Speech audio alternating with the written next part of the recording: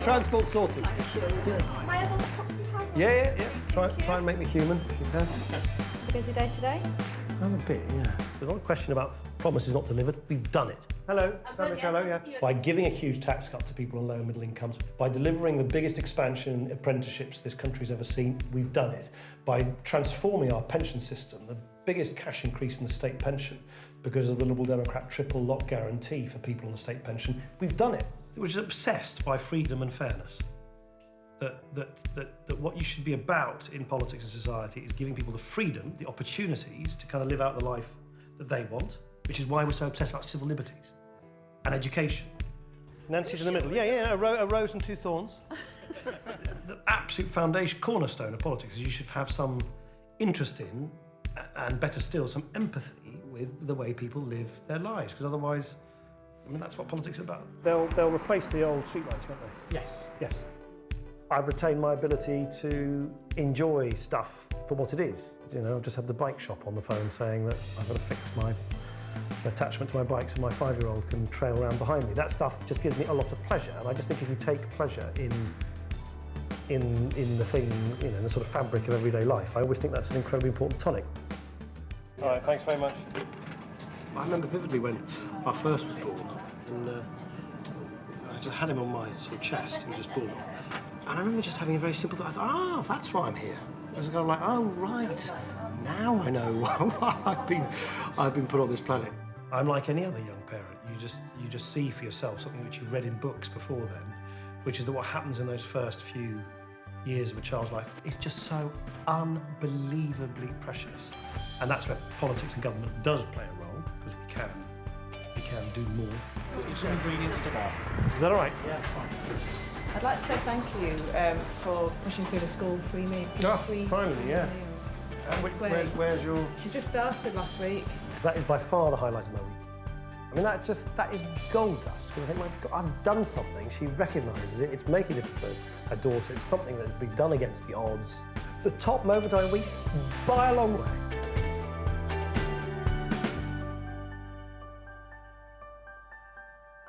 Please welcome our leader and Deputy Prime Minister, Nick Clegg.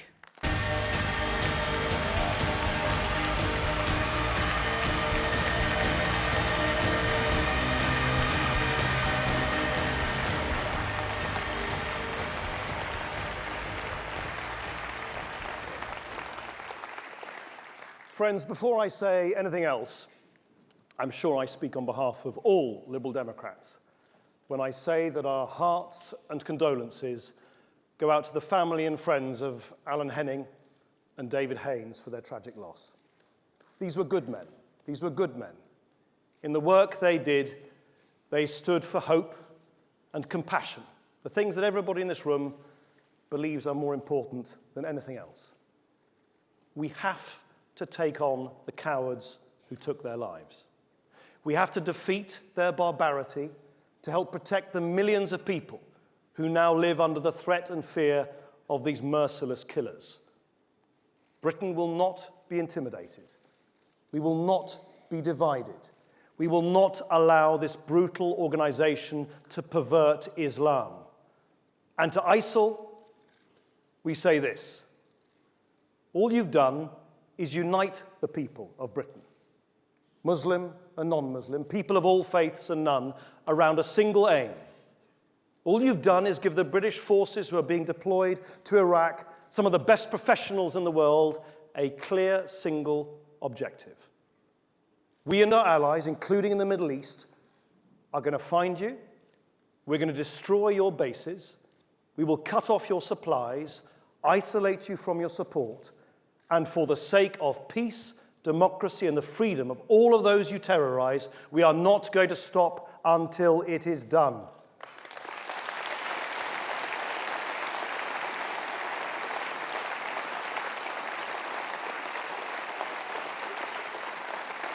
And let's also take this opportunity to pay tribute to our armed forces, including the RAF personnel who are being deployed over Iraq, as well as the many men and women helping fight dangerous threats across the world. Our immense gratitude should go without saying, but it's important that we say it too. Thank you.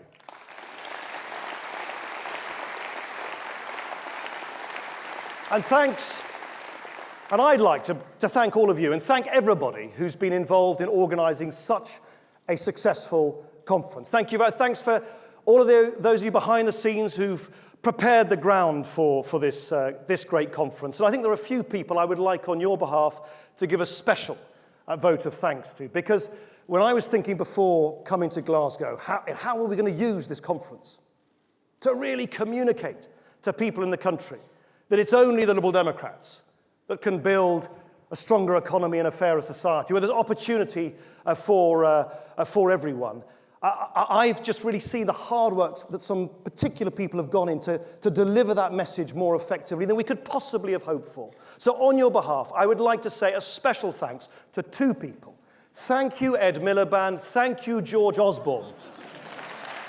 Because, let's face it, they couldn't have been more helpful in it even if they tried. It's as if Ed Miliband had rung me before the conference and said, hey, Nick, what can I do to help the Liberal Democrats really underline the point that Labour can't be trusted with the economy? And I went, how about, Ed, if you forgot to say anything about the deficit in your speech? And he did it. Or George Osborne rang me and said, Nick, what can I really do to help you really drive home that message that the Conservatives can't be trusted to create a fair society? And I said, what would be tremendously helpful, George, is if you singled out in your speech that it would be the working-age poor that would pick up the tab for the mistakes made by the bankers in the past. And he did it. So thank you. Thank you, Ed Miliband. Thank you, George Osborne. I don't think there's anybody in the country after this political conference season who's under any illusions now that the only party in British politics that stands for a stronger economy and very good to deliver opportunity for everyone is us, the Liberal Democrats.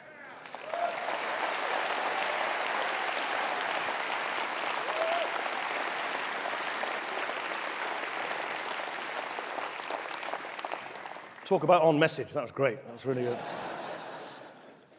Al Murray, he of pub landlord fame, said a great thing on Trafalgar Square in the days leading up to the Scottish referendum. I was there in Trafalgar Square, in the crowds with thousands of others, and what he said really stuck in my mind. He said that there is something wonderfully vague about being British. After all, he said, that's why we call ourselves Brit-ish. and of course it's true. It's true.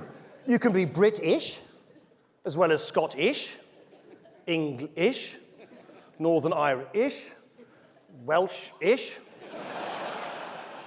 At the same time, you can be black, white, Asian, Indian, African, European, mixed, not mixed. You can be gay, straight, bisexual, transgender, Christian, Muslim, Jewish, Hindu, Sikh, atheist. The Scottish referendum was not only momentous because it reaffirmed Scotland's place in the United Kingdom, and for that I will be eternally grateful for the unbelievable efforts of Willie and Alistair and Joe and Danny and Mike and Charles and Ming and the whole Scottish team. Thank you, all of you.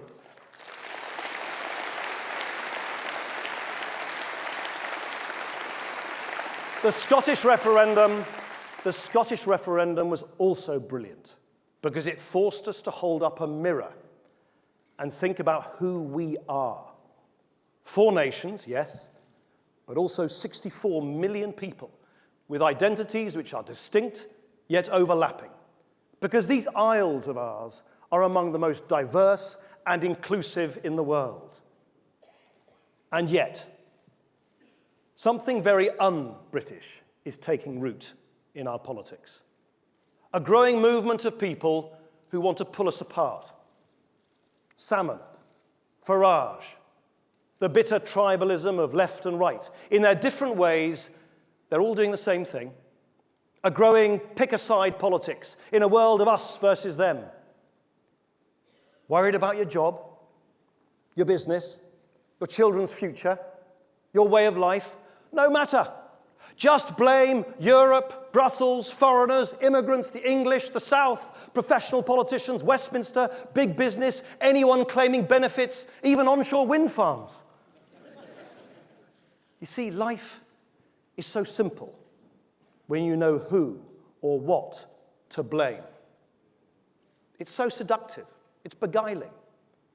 And that much may even be proved tomorrow if the people of Clacton give the UK Independence Party an MP.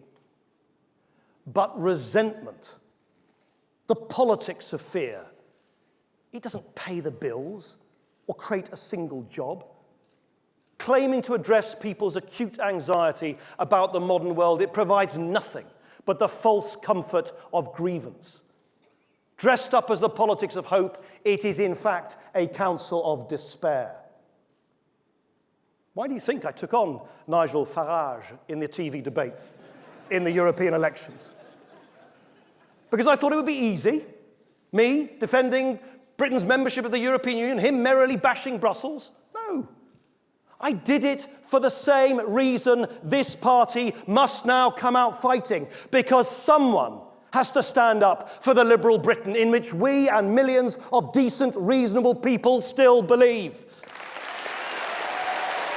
For tolerance.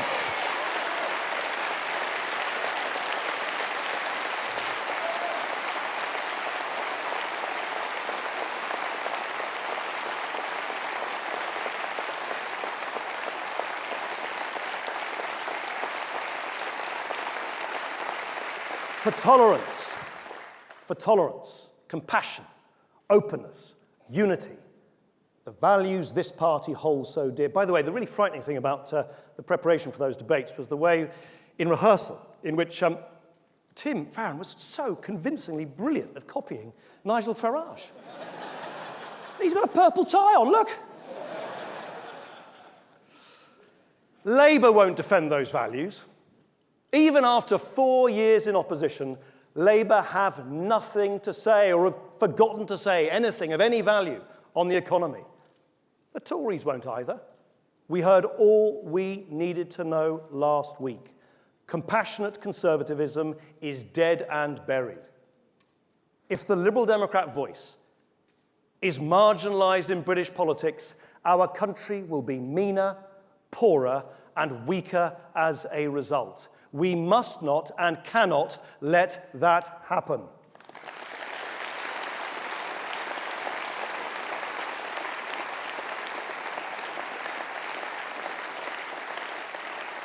So we must make our voice heard. And that's, of course, not easy these days. Disenchantment and anger towards the political class is now at an all-time high, and for a lot of people, we're included in that. The British people no longer feel an automatic deference to their politicians, and that's a good thing. Authority everywhere is challenged. And in what might be possibly the least fashionable statement made by any party leader this conference season, politicians of every party have fed this growing cynicism by exaggerating and overstating what governments can do. We've all done it. I've been there. When I apologised for the disappointment and anger caused by our inability to scrap tuition fees, I knew we could never, ever make that mistake again. And we won't.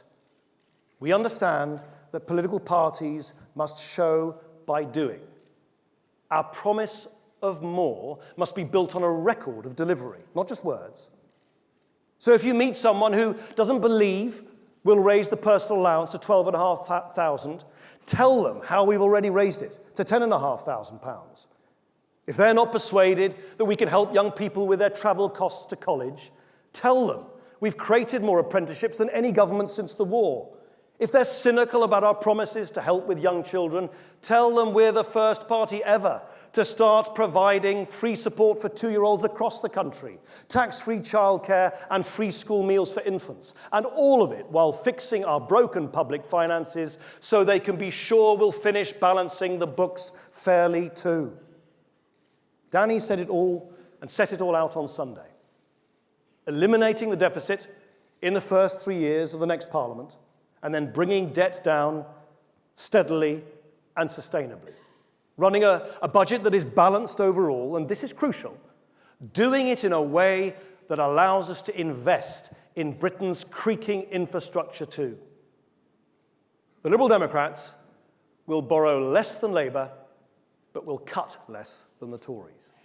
We'll finish the job, but we'll finish it in a way that is fair. And just as we are refusing to saddle our children with mountains of debt, we're determined to hand them on a clean planet too. Both parties in this government, both, promised back then that we would stick to our green commitments, but it has taken constant pressure from the Liberal Democrats, not least Ed Davey, to hold the Tories to their word. And I can tell you now that a sustainable environment will remain at the heart of our vision for Britain's future. It's not green crap to us.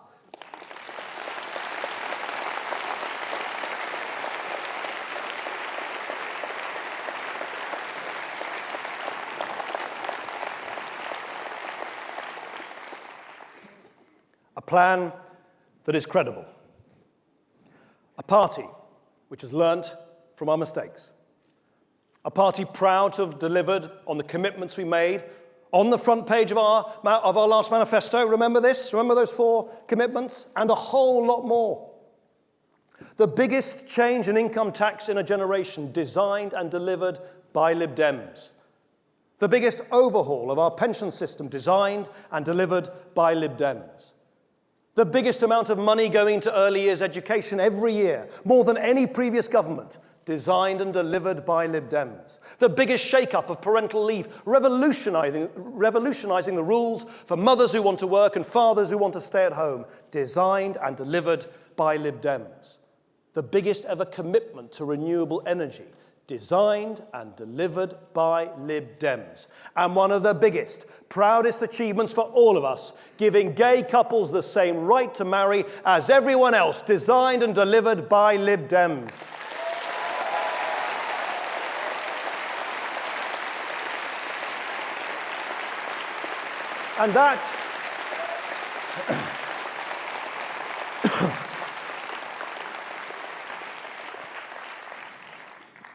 And that, my friends, that is an extraordinary record from anyone, let alone a party that had never been in government before, let alone at a time of upheaval and strife. So when you meet people who still aren't sure about us, ask them this: how will you judge us? By the one policy we couldn't deliver in government, or by the countless policies we did deliver in government?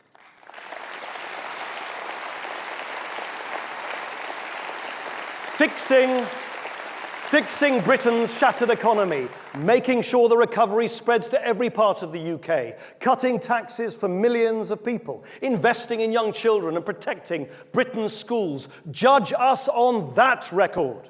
By the 4 years we worked tirelessly to make sure public services are safeguarded for future generations. The environment safeguarded for future generations too. Privacy protected. Civil liberties defended. Older people treated with dignity. And all children, from before they even start at school, given a chance so that they can all live out their dreams and all live their lives in full. Judge us on that record.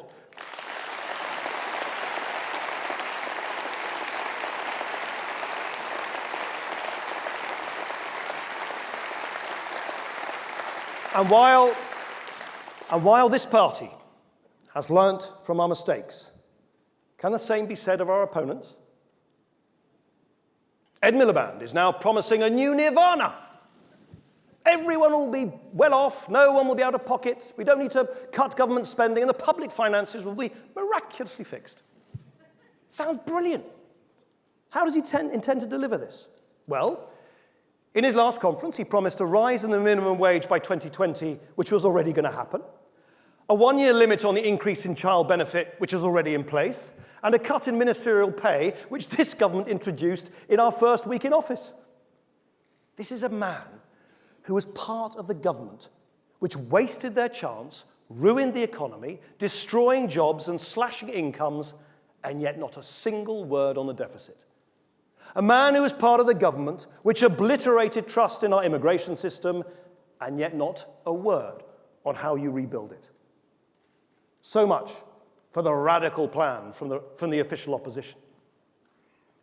David Cameron and George Osborne, meanwhile, say, don't worry, Immigration can be slashed, human rights redrawn, taxes lowered, the NHS protected, and we can have all the good bits of being in Europe while opting out of all the bad bits we don't like. Every worry, they say, can be fixed with a big wave of the Union Jack. So how do they intend to deliver that? Well, they've quietly ditched their commitment to reduce net migration to tens of thousands. Conservative ministers have dragged their feet in implementing Lib Dem border controls. They want to scrap the universal human rights Brits have enjoyed since the days of Winston Churchill, and they're prepared to jeopardize Britain's membership of the European Union and our prosperity with it just in order to appease their backbenchers. So much for a credible plan from the Conservative Party. And most astonishingly of all, they have chosen to single out the working-age poor to bear the brunt of the final years of deficit reduction, while refusing to ask the super-rich to make a single additional contribution. That's the people scraping by on the minimum wage, the job seekers who found themselves temporarily down on their luck, the men and women trying to earn their way out of poverty, often working more than one job. And given the Conservatives are not planning a single tax increase, how do you think they'll pay for all their spending commitments? They will have no choice but to cut the services they have not protected, like social care, policing, education, right to the bone. No wonder they've stopped claiming that we're all in it together.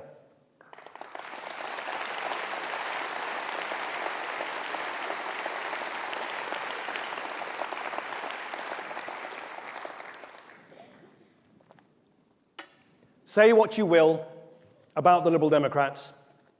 We may no longer be the untainted party as we were by the freedom of opposition. I may no longer be the fresh-faced outsider.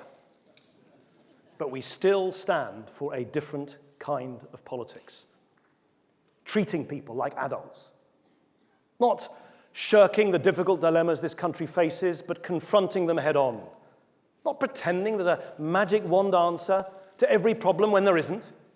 Not doing things just because they're popular. Not being afraid to court controversy when we have to stand up for something we believe. Trying every day to do what lies at the heart of politics at its best. Decent people, driven by decent values, resolving problems which can only be resolved together for the good of all.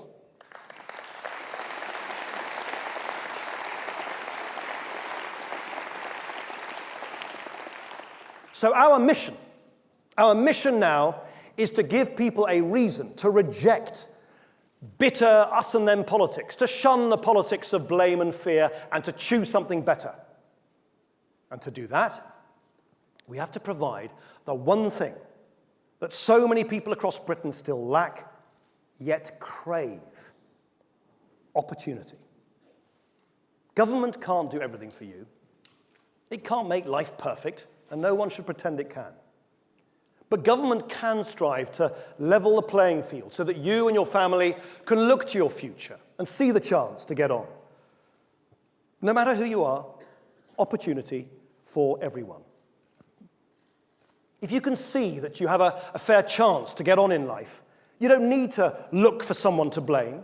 If you give people a sense of fair play, the power to shape their own lives and that of their communities, the chance to fulfill their talents, pursue their aspirations, regardless of the circumstances of their birth, the anger, the powerlessness will wane, and the hope of a better future can take root. After the London riots 3 years ago, I commissioned some research into why some people had rioted and others had not. And I'll never forget hearing about the young men and women who had told the researchers, of course I didn't riot, because they wanted to apply for apprenticeships. They'd seen jobs they wanted, and they didn't want to ruin their chances. You see, give people a future, and they won't trash the present. Give people hope, and they turn their backs on fear. And yet, Britain is still a place where opportunity is handed down like an heirloom, not spread around like a universal right. Educational achievement, professional advancement, wealth, life expectancy, all our measures of success are still umbilically tied to an individual's background rather than the talents they possess. So the question is, which political party can do something about it? Look, I'm sure Ed Miliband and David Cameron would say that their parties are parties of opportunity. No one's against opportunity. But the point is, they can't deliver it for everybody.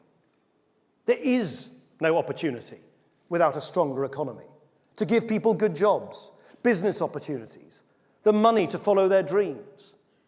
That's why Labour is not the answer. And without a fairer society, you can't create opportunity for everyone, instead of just those lucky few at the top. And that's why the Conservatives are not the answer. Fairness without a strong economy doesn't work. A strong economy without fairness doesn't work either. And as the last few weeks have now put beyond doubt, there's only one party with the head and the heart, the resolve and the compassion to deliver both, to deliver opportunity for everyone, and it is us.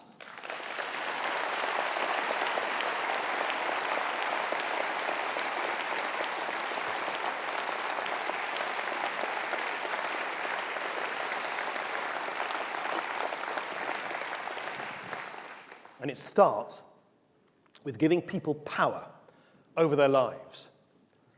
Powerlessness is the enemy of opportunity. It's why we care as passionately about civil liberties as we do about good schools.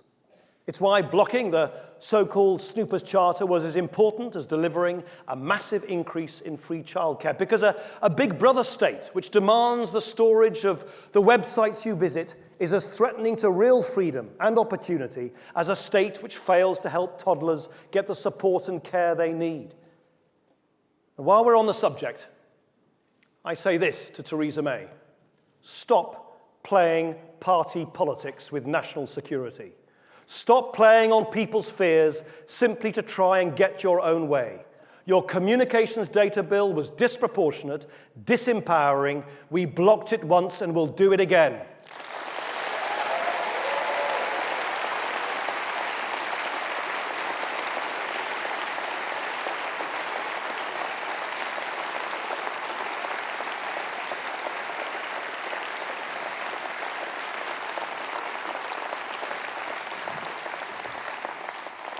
There are times when the state needs to keep its nose out of our lives, to give us the freedom to make the most of our lives. And there are times when the state needs to extend a helping hand so that everyone can make the most of their lives. That is a smart, liberal, enabling state. And at its heart are powerful citizens. But if there's one thing that I've learned over the last 4.5 years, it's that the hardest thing about being in power is getting vested interests to give up their hold on power. Just look at where we've been thwarted. Giving people a democratic say over their lawmakers in the House of Lords, blocked by Labour and the Conservatives. A clean-up of party funding to restrain the influence of big money, blocked by Labour and the Conservatives. The Conservatives have even told us in the most explicit terms, you can't have your so-called mansion tax because our donors won't wear it. So proud are they of this brazen act of self-interest, they even wrote to wealthy homeowners boasting about it in the hope of courting more cash. And then within hours of the historic Scotland vote on the 18th of September, when we were meant to be cracking on with the jointly agreed plan for further devolution, a plan that this party, by the way, will not see hijacked or diluted or delayed.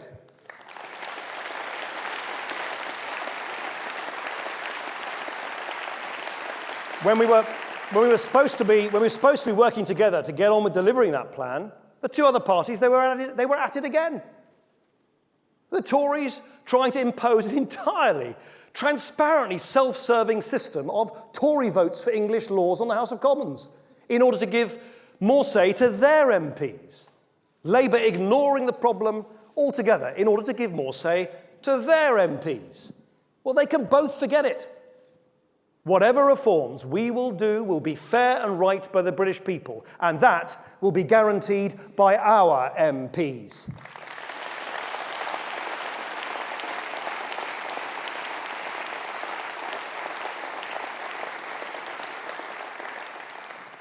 And they still simply cannot grasp that spreading opportunity means putting people in control. In Scotland, Northern Ireland, Wales, in communities up and down England too. Now, we've done a lot to release Whitehall's grip. By the time the election is called next year, every single part of the United Kingdom, every nation, every city, our towns and villages, will all have more power than the day when the coalition was formed, just as we said. But I want us to go so much further, supporting strong, prosperous, empowered communities, able to shape their own futures. And to anyone who thinks that in the next Parliament we should cut our losses and give up on our ambitions for real, meaningful political reform, no way. This country deserves better than the tawdry Westminster politics we get from Labour and the Tories, and I am going to keep hammering away at the system every single day, because bit by bit that system will break to let the people in.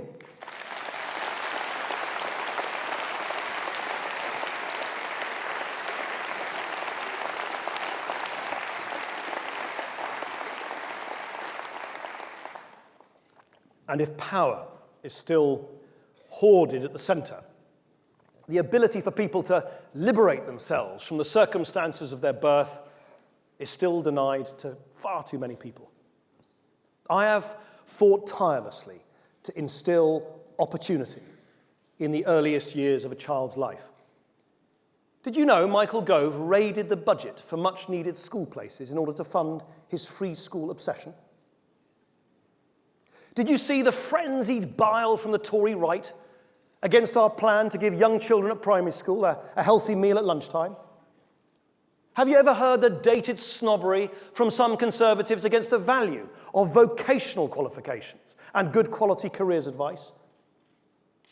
Of all the fault lines which have opened up in this coalition government, the one that has been most revealing is the way in which self-proclaimed Conservative educational reformers sought to suffocate almost every single initiative designed to instill opportunity at an early age for all children, not just some, because a world-class education system is one that releases the potential in all children, not just some.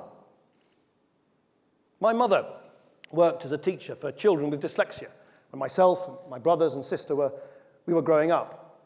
And those days, it wasn't as readily recognized that very bright children can be hampered by learning difficulties, which may obscure their talents, but don't make them any less bright. Those days, countless children were discarded by the education system because children were not treated as individuals. They were expected to conform to the rigors of the classroom or be left behind. And my mother drummed into us what seems so obvious today, that you don't write anyone off. You don't overlook anyone's talents. Given half a chance, everyone can shine. And for me, that is what our new commitment to expanding childcare to all 2-, 3- and 4-year-olds is all about. That is what our new commitment to healthy lunches for all primary school children is all about. That is what our new commitment to helping with the travel costs faced by all college students is all about. That is what our new commitment to a qualified teacher in every classroom is all about. That is what protecting funding from cradle to college, even as we clear the deficit, is all about. Education, opportunity.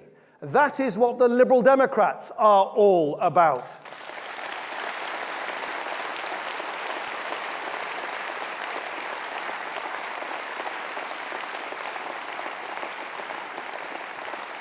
Almost exactly 13 years ago, Phil Willis and myself visited a number of schools in Denmark, Holland, and Sweden. And the idea of the pupil premium was born. And today it funds breakfast clubs, homework clubs. It helps involve parents who are otherwise disengaged. It gives teachers the time to focus on children, one-on-one. And the many, wonderful, wonderful teachers I meet across the country, working in the noblest profession of all, tell me the ability to do that is priceless in unlocking the talents of every child. The thrill I get every time I hear from a teacher about how great they think the pupil premium is never diminishes. And it reminds me that in politics, being clear about what you want and then doggedly, stubbornly working away until you make it happen is what really counts. We are the party of education, and we always will be, because it is the driver of opportunity. Because if you want to spread opportunity, you can't just stop at today. You have to think about tomorrow too.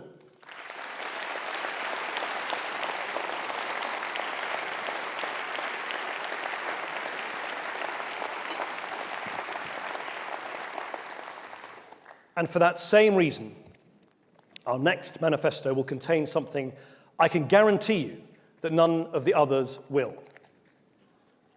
A commitment to 5 green laws. Laws that will commit British governments to reducing carbon from our electricity sector, create new legal targets for clean air and water, give everyone access to green space, massively boost energy efficiency and renewable energy, prioritize the shift to green cars, bring an end to dirty coal. Because Liberal Democrats understand that opportunity for everyone means thinking not just of this generation, but of future generations too.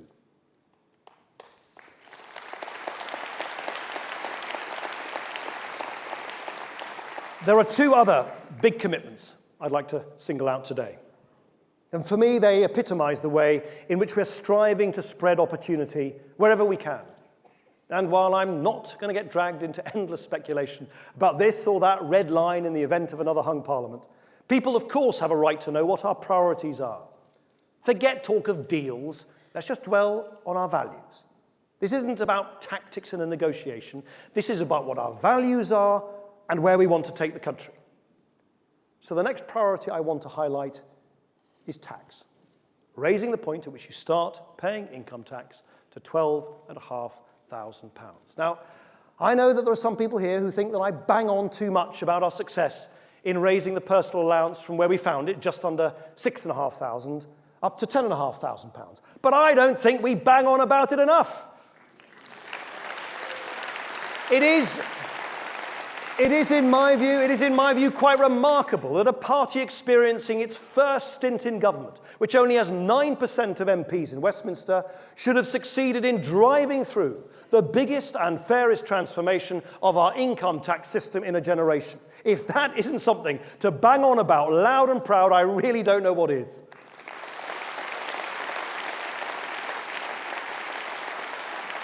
Over 3 million people on low pay, taken out of paying any tax at all. An £800 tax cut for over 24 million people.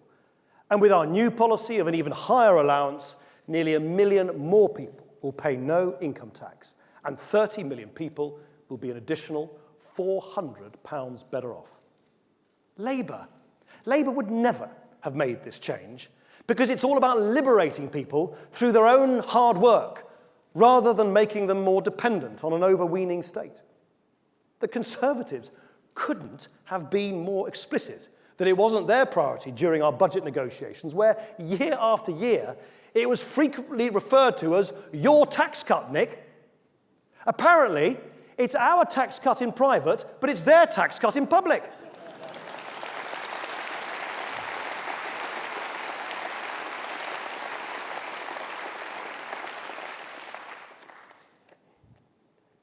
In 2012, I'll never forget this. Danny and I said to the Conservatives, let's go further and faster to cut people's income tax. It's possible now, so why wait? And George Osborne turned to me and he said, I don't want to deliver a Liberal Democrat budget. So he insisted instead on the Tory bit of the budget, a cut to the top rate of tax. I can't think of a better, simpler illustration of what sets the 2 coalition parties apart. Tories insisting on tax cuts for the few, Lib Dems insisting on tax cuts for the many.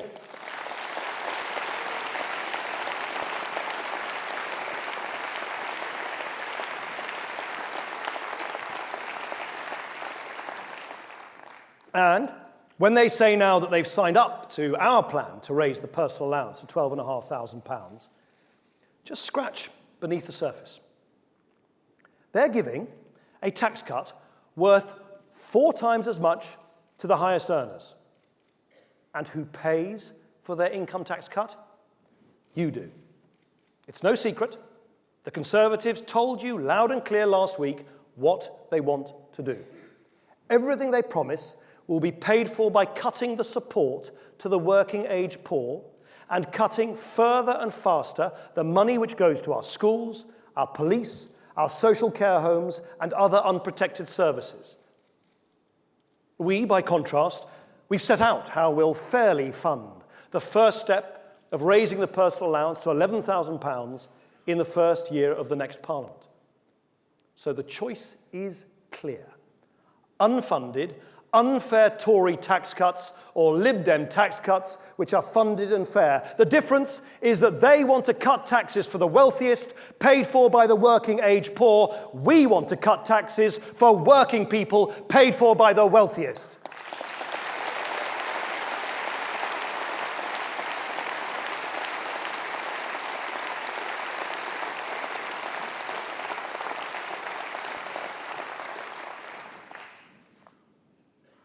And then there's one more policy, one I care about passionately: mental health.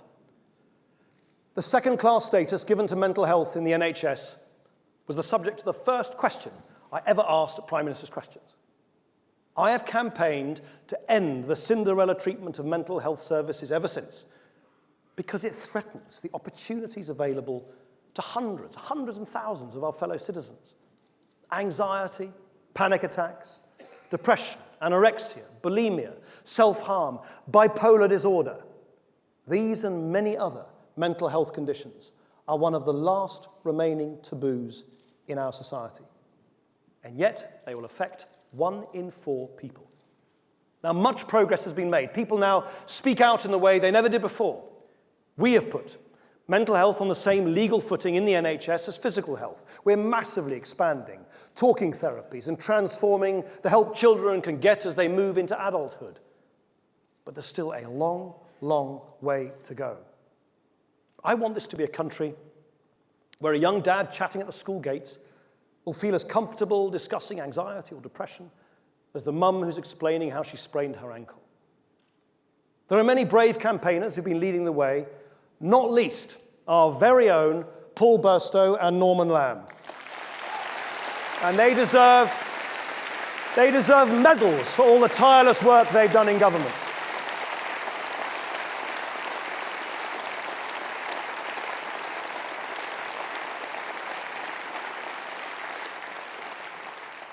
Earlier this year, I visited a group of young mental health service users to talk about their experiences of the care they received.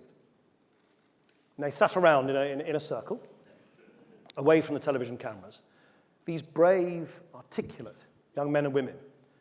And with astonishing honesty and candor, they told me, a complete stranger, all about the things they'd been through: the despair, the shame, the bullying, the parents and siblings who didn't know how to cope with them. And for some of them, the very darkest thoughts imaginable, including attempts to take their own lives. And I heard about their recoveries too, their resolve. With the right treatment, their determination, some of them just teenagers, to deal with their issues and live happy and full lives. If they can speak out to me, I can speak up for them.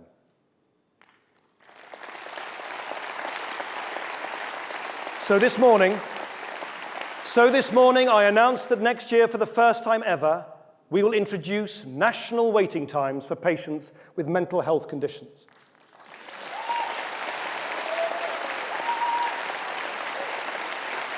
Labour introduced waiting times in physical health. We will do the same for the many people struggling with conditions that you often can't see, that we often don't talk about, but which are just as serious. So if you are waiting for talking therapies to help you with your depression, you will be seen within 6 weeks, 18 weeks at an absolute maximum, just as if you are waiting for an operation on your hip. If you're a young person experiencing psychosis for the first time, you will be seen within 2 weeks. Something we're going to roll out across the country just as if you suspect you have cancer. If you're having a breakdown, if you're thinking of harming yourself, for any emergency which takes you to A&E, you'll get the help you need, just as if you'd gone to hospital with chest pains or following an accident. These, friends, are big, big changes. And in government again, the Liberal Democrats will commit to completing this overhaul of our mental health services, ending the discrimination against mental health for good. And while I suspect not everybody in this party is going to agree, I can tell you now, I want this smack bang on the front page of our next manifesto.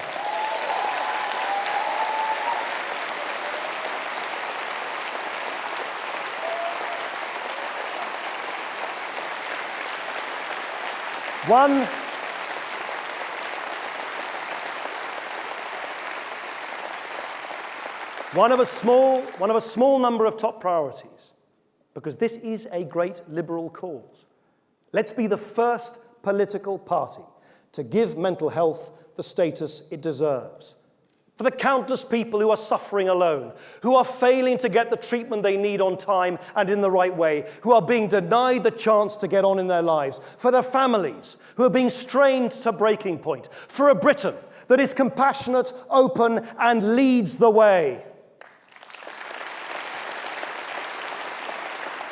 And to make sure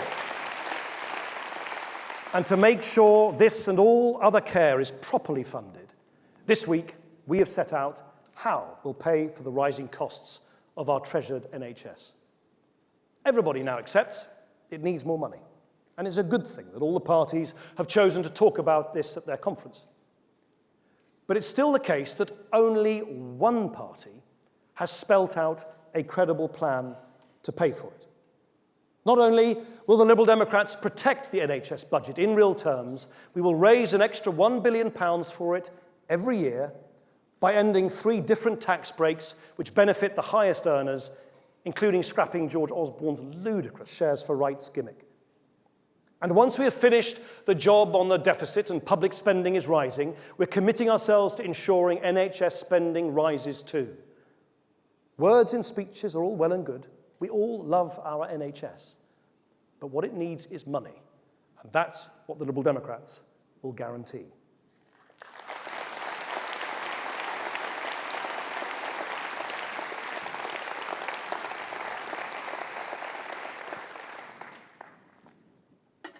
Friends, between now and the election, our opponents, they'll do everything they can to do us down, and we'll give as good as we get. And that's okay in the rough and tumble of politics. But what isn't okay is our motives being caricatured. Not me, not you, not our party, not our reasons for wanting to govern again. And we mustn't allow coalition to be caricatured either. This coalition government has provided the country with the political stability without which the economic recovery and hundreds and thousands of new jobs would never have materialized. I often hear the Conservatives claim that the economic recovery is George Osborne's recovery. Pretty rich, coming from a treasury where the sole person responsible for the really tough job of repairing the damage to our public finances is a Liberal Democrat. And people know the truth. They know it. After the 2010 election, the Conservatives couldn't have formed a government and secured this economic recovery without the Liberal Democrats. And the Liberal Democrats could not have secured this economic recovery without the Conservatives. It's called coalition. And in my judgment, it is most likely Britain will have more in the future. Of course, that doesn't mean that when there are real disagreements and disputes with our coalition partners, that we shouldn't talk about them. On the contrary, don't hold back. Now, I know some of you find that harder than others. I mean, Vince, you've got to start telling us what you really think about the Tories.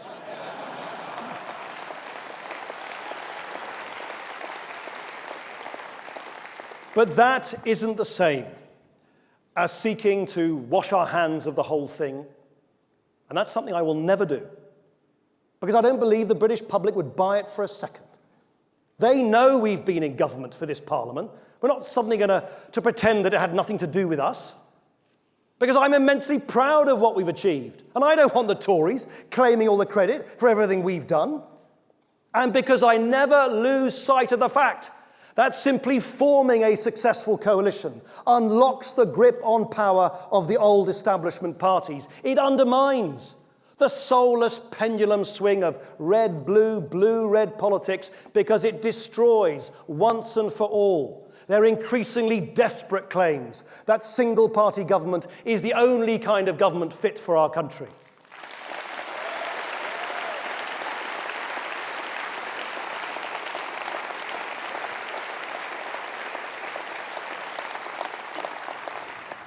As someone who has grown more actually, not less, impatient with the establishment during my time in office, I have realized that what the vested interests would relish most is to eject us from office before our time is up.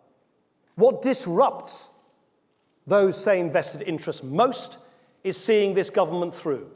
So however tempting it might be, we should never play our opponent's game.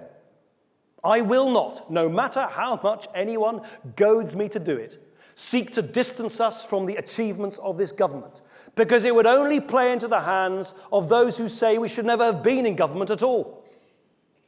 I believe, despite the febrile, angry mood of our times, there are millions of our fellow citizens who still long for a politics of reason, of fairness, and of decency.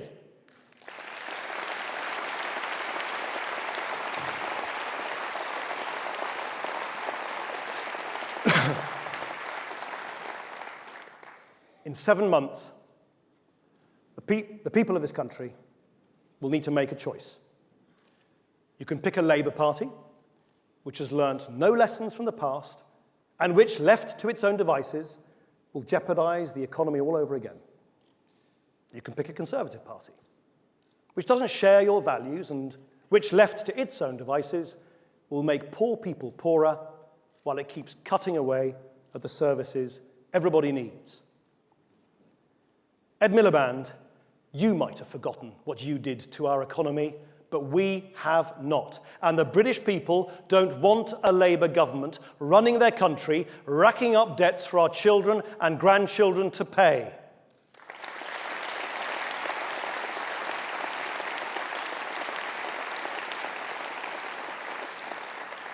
David Cameron, you can copy our ideas, but you will never imitate our values. And the British people don't want a Conservative government running their country which only looks after its own kind. It is left, friends, to our party, to us, to work our hearts out each and every day to give the people of Britain a stronger economy and a fairer society. We will do everything we can to ensure you and your family have the opportunities to get on. In that Britain, we can defeat the politics of blame, of grievance and fear. And we have 7 short months to tell people, to show people, there is still a party that speaks to the decent British values they hold. So let our opponents say what they will.